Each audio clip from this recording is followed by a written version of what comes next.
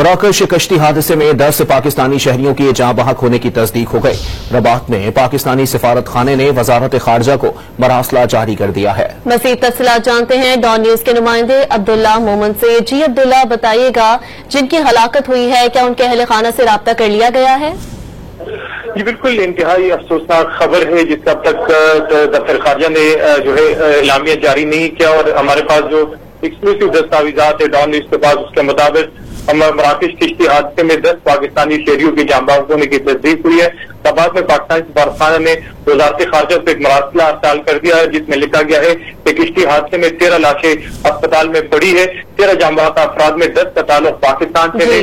3 लाशें जो है वो काबिल शनाख्त नहीं, शनाख्त का अमल जो है वो जारी है। जबकि इसके साथ साथ मराकश किश्ती हादसे में कम उम्र तरीन 19 साल सुफियान अली भी शामिल है जो इस हादसे में जाँ बहक हो चुके हैं और उनका ताल्लुक गुजरात से है। जबकि दीगर अफराद में अकरम मोहम्मद, कैसर इकबाल, सजाद अली, मोहम्मद अरसलान, हसनैन हैदर, वकास अहमद और इसके साथ साथ रईस अफजल और हामिद शब्बीर जो है वो भी शामिल है। तो ये इस किश्ती हादसे में जाँ बहक हो चुके हैं। जबकि 3 अफराद की तफसीलात से आप आगाह कर रहे थे अब्दुल्ला, शुक्रिया।